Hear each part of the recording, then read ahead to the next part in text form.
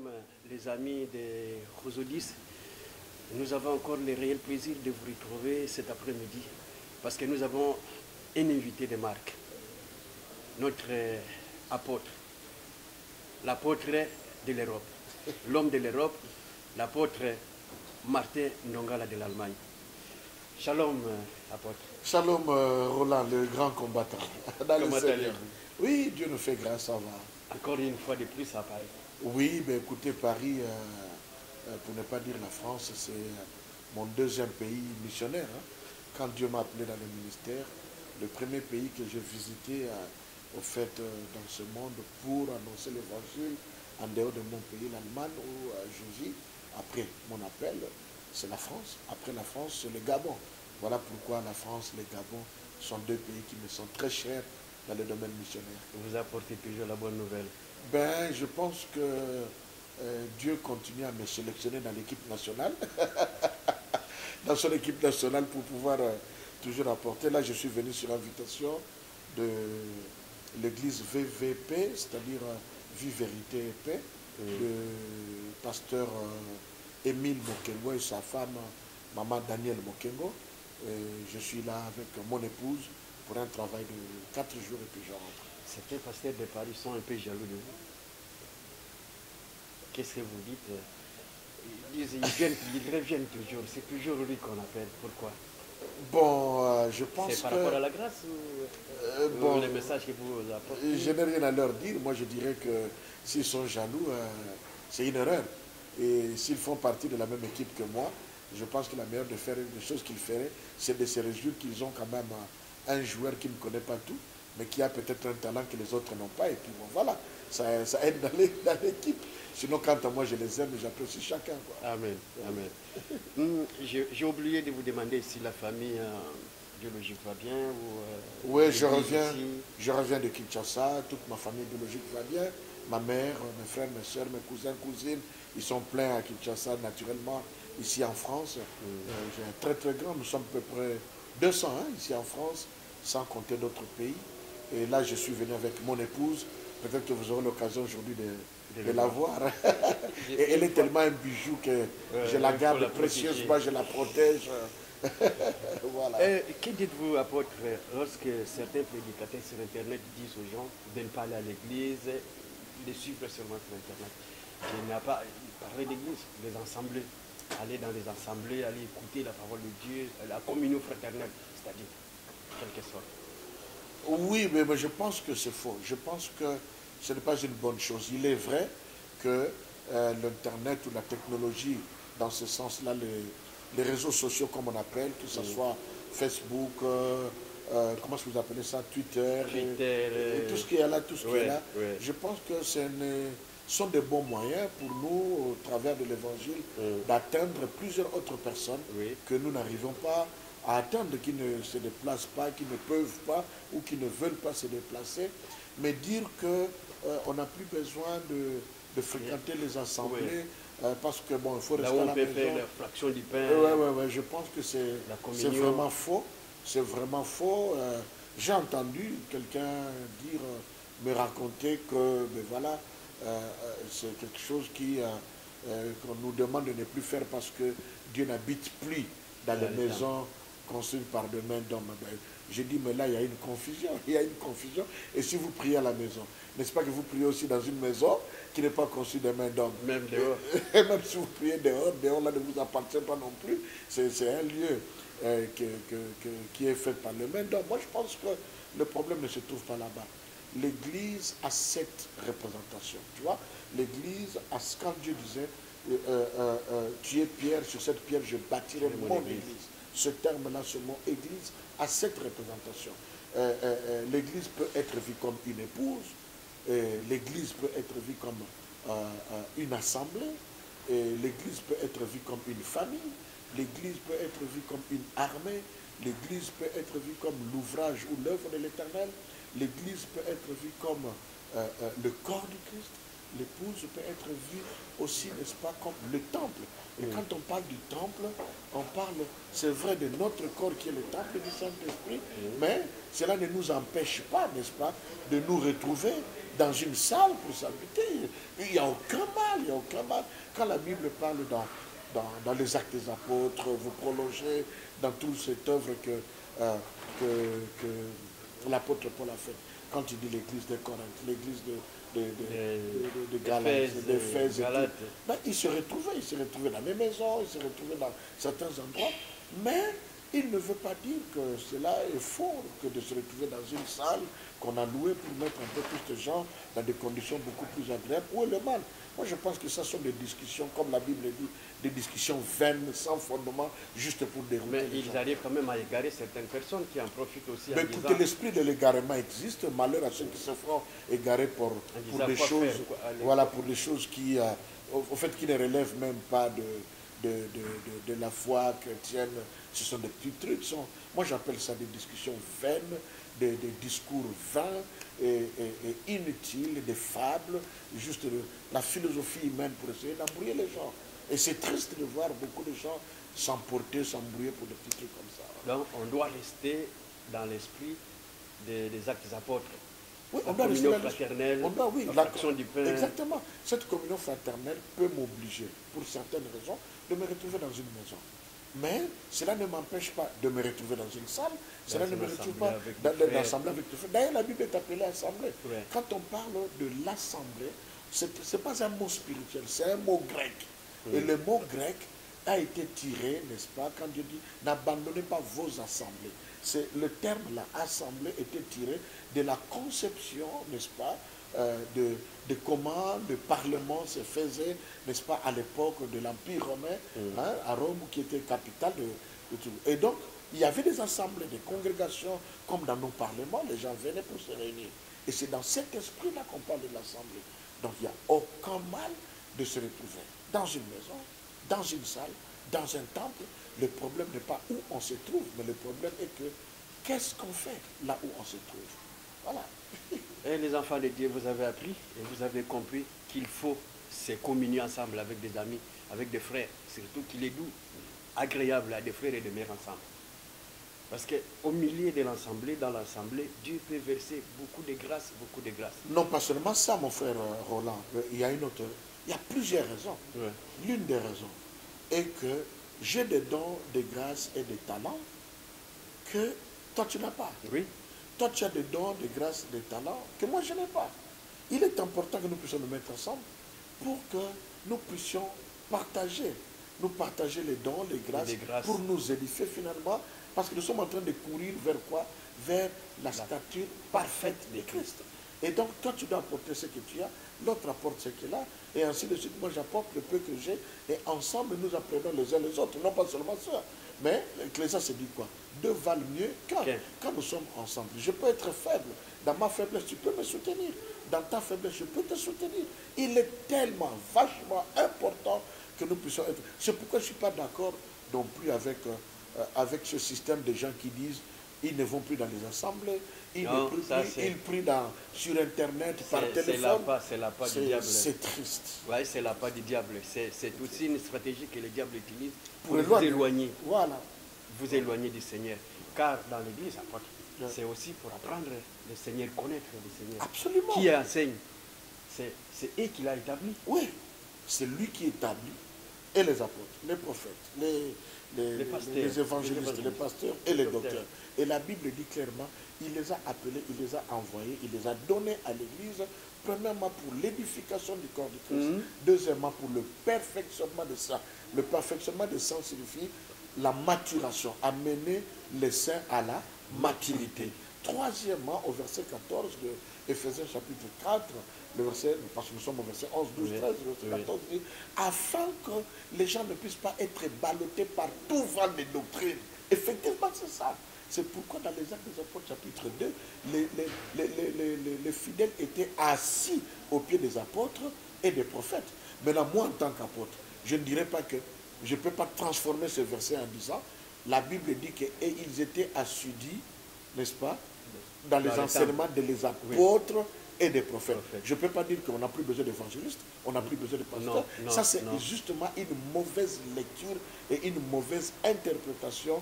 Et on écrit des hérésies, comme on dit, des fausses doctrines inutilement. C'est les prédicateurs qui sont déjà perdus. Déjà, à la maison, tu n'arriveras pas à prier tout seul. tu n'arriveras pas à écouter la parole de Dieu pendant longtemps parce que tu vas dormir. Ça, c'est des conséquences. Ce sont des conséquences qu'on néglige, mais je pense aussi à autre chose, frère Roland, c'est qu'on rendra compte à Dieu. Pourquoi? Parce que la Bible dit dans 1 Corinthiens chapitre 12, verset 7, or à chacun la manifestation de l'Esprit est donnée voilà, pour l'utilité commune. Maintenant, toi, la manifestation de la grâce de Dieu, de l'Esprit de Dieu qui est en toi, tu la caches devant ton internet et avec ton coup de fil. Moi, je prie à la maison, je prie avec le coup de fil. Et maintenant, la Bible dit que ce que tu as reçu, c'est pour l'utilité commune. Maintenant, où est ces gens-là rendront compte pour ne pas avoir donné ce qu'ils ont reçu de la part de Dieu, parce que je crois, je le prêche, je le confesse, tout ce que moi j'ai reçu n'est pas pour moi, c'est pour les autres. Amen. N'est-ce pas que la Bible nous appelle les dispensateurs de la grâce. Et ce n'est pas une stratégie pour dire que les chrétiens ne peuvent plus payer les dîmes et plus donner des offrandes à l'église. C'est en quelque sorte pour les éloigner aussi de la présence du Seigneur. Je peux vous surprendre. Je peux vous surprendre. Peut-être que ce sera plus comme de l'orgueil. Mais j'entends parler d'eux. Et ceux qui les regardent et les suivent, ces prédicateurs qui parlent de ces choses, viennent maintenant partager avec nous, discuter avec nous. Mais je n'ai jamais mis, je répète, je n'ai jamais mis 2 minutes, 1 minute à suivre ces prédicateurs-là. Pour moi, c'est vraiment la perte de temps. Quand je suis sur les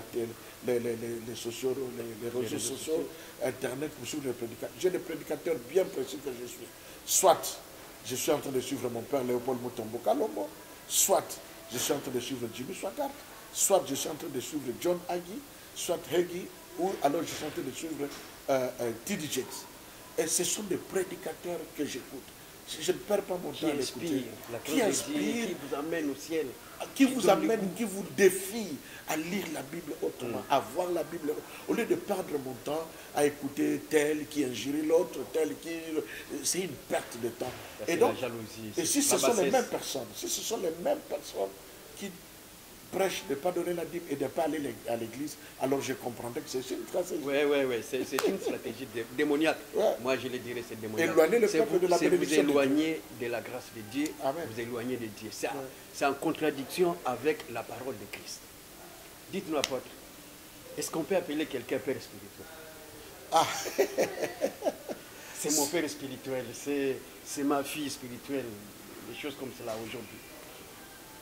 Oui et non. Oui, pourquoi? Moi, je vais commencer par non. Pourquoi non? Parce que si nous prenons l'argumentaire le plus facile que les gens prennent, c'est-à-dire la qui s'en place parmi père spirituel la Bible. Si nous prenons cet argumentaire-là, je dirais non. Ça c'est de un. Deuxièmement, si nous confondons le père spirituel avec mon père spirituel qui est mon Dieu, c'est faux. Je dirais non. Mais je dirais oui. Pourquoi? Parce que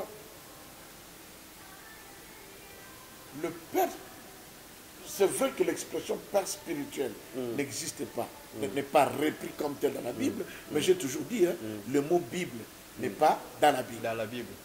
Hein? Pour ne pas aller loin. Le mot Bible n'existe pas, c'est écrit nul dans aucun verset de la Bible, mais nous acceptons que c'est la Bible. Et donc on ne peut pas créer... les écrits. On ne peut pas créer une doctrine par des mots, parce que ce mot n'existe pas. Non. Le père spirituel, même si ce terme n'est pas repris comme mais le terme, la pensée, l'esprit existe. Mon père. Voilà. Maintenant, le problème, c'est de savoir comment définissons-nous le père spirituel. Je définis le père spirituel comme d'abord celui qui m'a engendré dans la foi. Dieu, c'est Dieu qui nous engendre dans la foi, mais il ne le fait pas par le vent. Il utilise un homme. Il y a un homme. Même pas les anges qui viennent enseigner. Moi, personnellement, celui qui... moi, j'étais depuis mon jeune âge à l'église. On m'a amené à l'église. C'est depuis l'âge de 6 ans. Moi, je ne connais pas la vie des bars, boire, fumer, disco. Je ne connais pas cette vie-là. Je n'ai pas grandi avec cette vie-là. Pourquoi? Parce que depuis le bas âge, ma mère m'a conduit dans la vie de l'Église. Je dis bien de l'Église, la religion. Ce n'était pas d'abord le christianisme.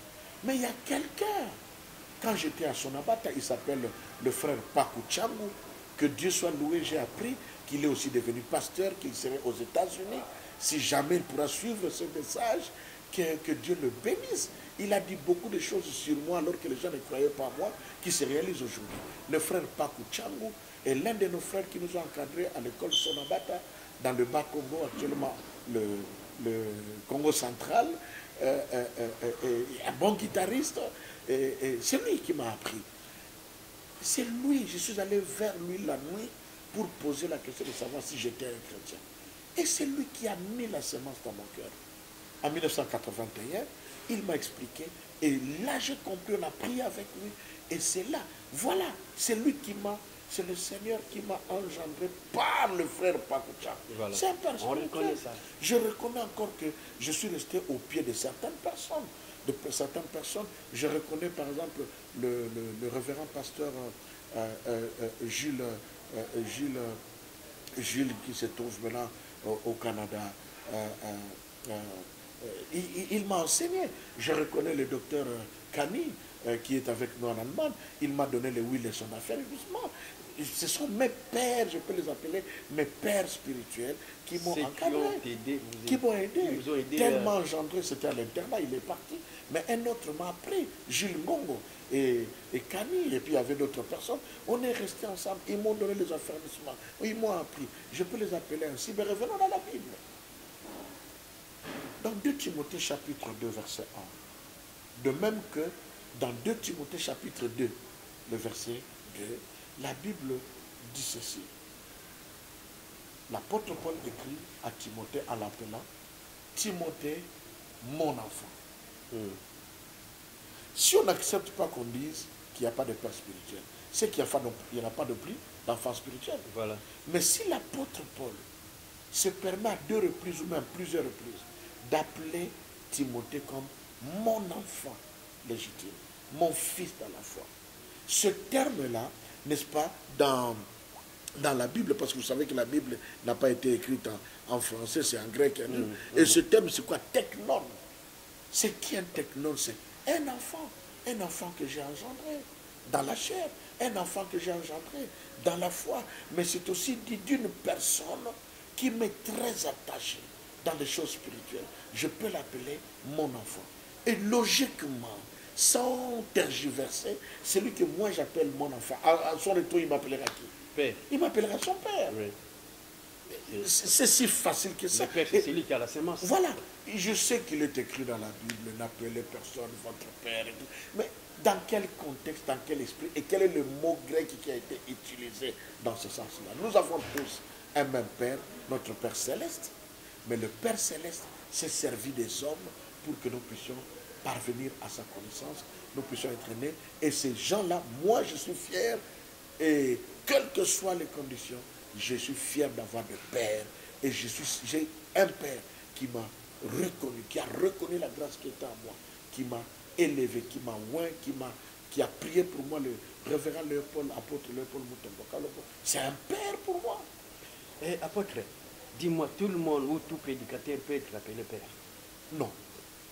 Parce qu'il arrive qu'on arrive dans une assemblée, puis je me suis converti, j'arrive dans une assemblée, et je vais œuvrer dans une assemblée, ou quelqu'un vient dans votre assemblée, du coup vous l'appelez votre fils. Pourtant, il a reçu sa semence quelque part. Oui, justement, quand on voit ce terme teknon, on dit d'abord, cela veut dire l'enfant. Moi j'ai 4 enfants, 2 garçons, 2 filles. Il y a un lien entre mes 2 fils, mes 2 filles et moi. Quel est le lien?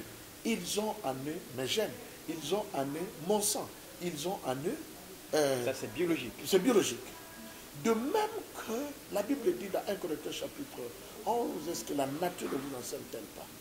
Avant que je ne puisse appeler quelqu'un mon fils, il faut que j'aie aussi... il faut qu'il ait en moi, il faut qu'elle ait en lui, pardon, une semence. Ma semence spirituelle. Voilà. La grâce qui se dégage de moi doit se manifester en lui. Ma façon ma grâce, la connaissance de la parole de Dieu, l'esprit, comme la Bible dit, Dieu dit à Moïse, Moïse choisit 70 anciens, je prendrai de ton esprit. Il n'a pas dit je prends l'esprit. Il dit je prendrai de ton esprit et je vais répandre sur ça. C'est-à-dire prendre la façon de voir les choses, la façon de concevoir les choses, la façon de faire les choses, la façon même de parler. Écoutez, nous avons tous grandi à Kinshasa, parlons-en. Nous ne sommes pas nés des chrétiens, nous étions connus d'avance, mais nous ne sommes pas nés chrétiens, on a grandi. Moi, je n'ai jamais été dans des bars, dans des coins. Mais je connais ça, on voyait à la télévision, on avait des amis. Je ne vais pas citer leur nom, mais il suffisait de voir un tel musicien, il se coiffe de telle manière, il s'habille de telle manière, et vous retrouvez du coup tout un nombre de disciples qui essayent d'être, de parler, de fonctionner. Même la démarche, même si le musicien ou les joueurs boitaient un peu, et ils vont commencer à marcher un peu en boitillant. Pourquoi? Pour ressembler un peu à leur idole, entre guillemets. Et cela devient pour eux comme un père. Parce qu'ils ont la sémence qui vient de cet homme. Et si nous reconnaissons ça dans la nature, pourquoi ne pas reconnaître ça dans l'esprit? Donc, une fois de plus, ce sont des débats inutiles, des choses autour desquelles normalement les gens ne doivent pas s'asseoir. Moi, je pense que ce sont plutôt des gens qui ont des problèmes de rébellion dans leur cœur vis-à-vis de leur père. Et beaucoup de gens qui ont du mal à reconnaître des pères, à supporter des pères, si vous fouillez bien dans leur vie, vous remarquerez qu'ils n'ont pas grandi avec leurs parents, avec les papas. Ouais. Alors la notion du père n'est pas dans leur vie. Une dernière question. Un ministre qui n'enfante pas, un pasteur qui dirige une assemblée et qui n'a pas des enfants spirituels qui peuvent aussi prendre la relève. Parce que vraiment, c'est aussi un bon ministre. Je ne veux pas le juger parce que le temps que chacun puisse produire dans son ministère dépend de Dieu. Vous savez, même après 5 ans, 20 ans, tu restes toujours le même pasteur. Si jusqu'à la fin de son histoire, il reste comme cela, je dirais qu'il n'a pas réussi. Parce que dans la notion du leadership, dans la conception du leadership, il est demandé à tout leader, un vrai leader doit arriver à se multiplier. C'est-à-dire, il doit arriver à se multiplier, il doit avoir des disciples. Jésus-Christ a eu des disciples, il s'est multiplié. D'ailleurs, le premier ordre, n'est-ce pas? Le premier ordre dans la Bible, quand Dieu a béni, il a dit, soyez bénis. Et il a dit, je vous bénis, soyez féconds. C'est-à-dire, toute relation doit être féconde. Tout contact spirituel, naturel, même ma relation avec toi, hein, frère Roland, doit être féconde. La fécondité de notre relation, c'est que grâce à toi, beaucoup de gens peuvent encore m'écouter au travers de notre site, les Roseaux 10, et que tout le monde est en train de suivre. Beaucoup de personnes sont bénies. 203, j'ai rencontré des gens en Afrique partout. J'ai suivi tel message sur les Roseaux 10.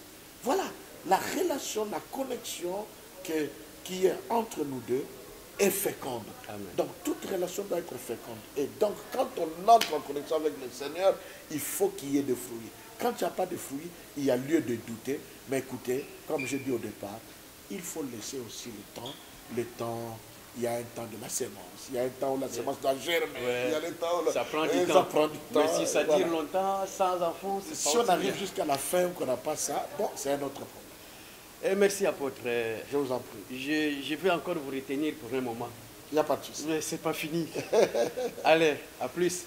Que le Seigneur vous bénisse. Amen. À très bientôt. Il est encore avec moi.